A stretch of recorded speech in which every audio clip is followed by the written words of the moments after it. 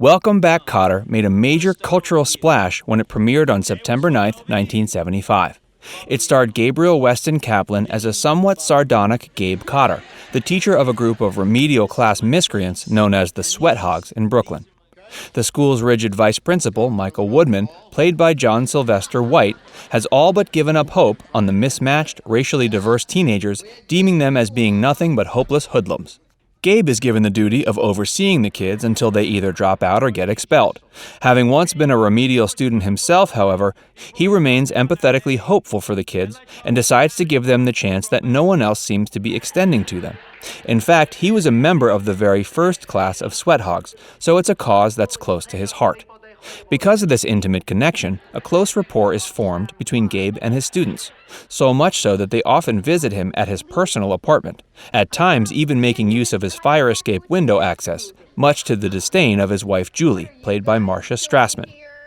The show lasted for 4 seasons, but after the 3rd season, most of the original writers had already jumped ship. Welcome Back, Kotter is also notable for playing a major role in springboarding John Travolta's career on the path to stardom and making his name a common part of our cultural lexicon. Not only did the show enjoy relatively decent ratings in its first few years, but it also created a massive demand for a wide range of merchandise, such as action figures, comic books, board games, and even lunchboxes. Even if you're a fan, there's bound to be something you never knew about the hit sitcom. Facts First presents Welcome Back, Kotter's awful crossover with the Fonz. Stick around for the whole video to see how the Fonz, famous for his own jumping of the shark on Happy Days, helped inspire Welcome Back, Kotter's equally cringy epic fail moment that partially led to the inevitable demise of the show that had once seen a solid fan base. Before we dig down deep into all the nitty-gritty details, do us a solid by tapping the like button and subscribing to our channel. If you click the bell icon, you can turn on notifications so you never have to fall out of the loop with all the exciting videos we have to offer. Seriously, it only takes a second and it's the easiest way for you to show us some love. John Travolta actually got his start on Emergency. If you thought that Johnny Boy got his first acting credit in Welcome Back, Kotter, then you're dead wrong. He actually made his acting debut on the 2nd season of the show Emergency in 1972. He was only a young'un at the time, still looking bright-eyed and bushy-tailed at the tender age of 18. In the medical drama adventure show Hybrid, he played a rather unfortunate hiker who fell off a cliff. Don't worry, young Travolta lived to tell the tale. The original up-your-nose insult was originally crasser. How many of you out there in audience land remember the phrase, up your nose with a rubber hose? As memorable as that catchphrase was, and how beloved it was to the Sweathogs, the original line was something a bit more provocative, so much so that the network execs said it had to go. Much of the source material for Welcome Back, Kotter was derived straight from Gabe Kaplan's own memory bank. He had attended New Utrecht High School in Brooklyn in his youth. In fact, that's actually the school that can be seen as the backdrop for James Buchanan High in the opening credits. At the real school, Kaplan's peers would throw around the jab, up your hole with a mellow roll. As much as Gabe wanted the insult to be used in his show, he had to tone it down a bit to meet network requests. The Boston-affiliated ABC station wouldn't air the first 4 episodes because of racial tensions. The 70s were a time of immense cultural and social change. With change comes a great deal of resistance. This could be felt when the Boston school system implemented a public bus system with the aim of desegregating their schools. This mandate was met with extreme anger and even a series of riots. So when Welcome Back, Kotter premiered a year later, racial tensions were still tender and sensitive. ABC affiliate station WCVB felt that if they aired the show, which featured a racially diversified class, it might fan the flames that were already causing so many problems and an unacceptable amount of violence in their city.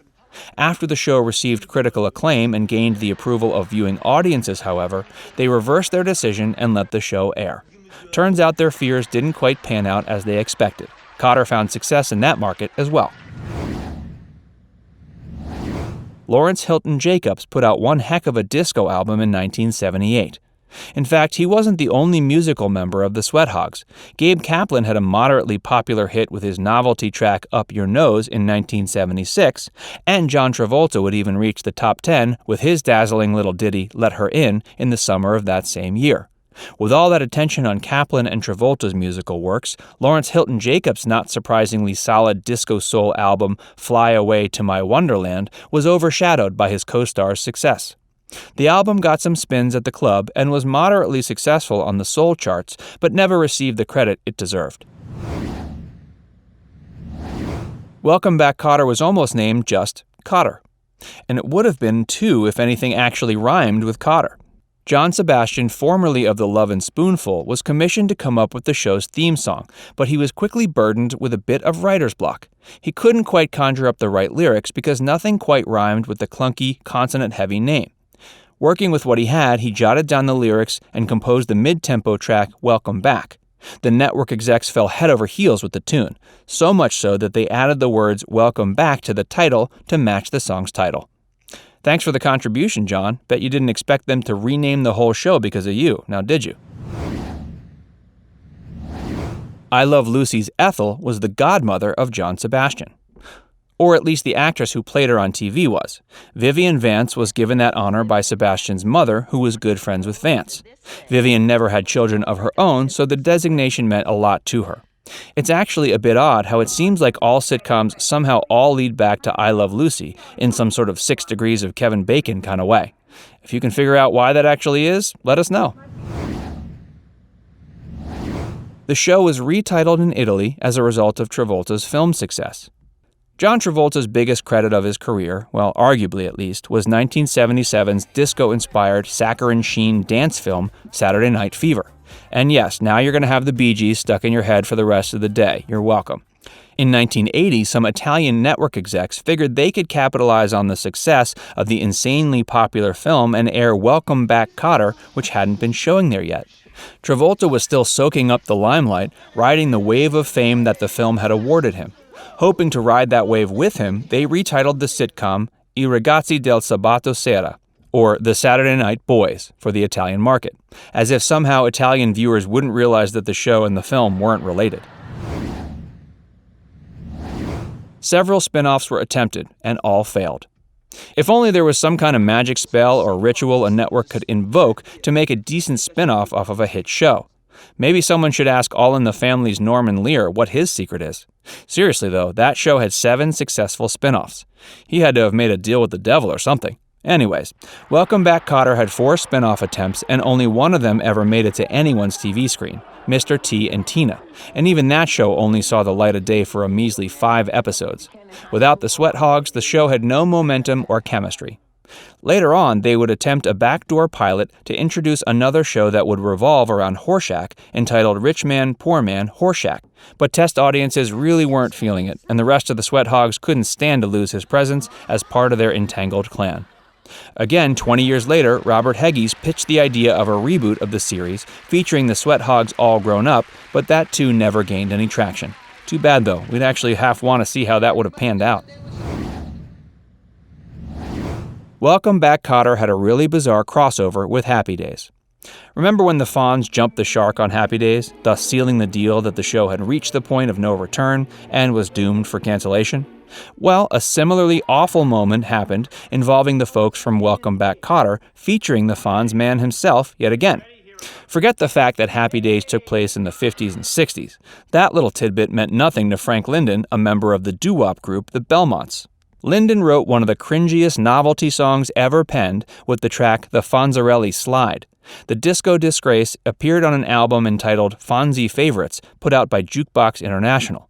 There was actually a music video spurred out of the doomed tune that involved the Fonz riding into the Sweathogs school dance.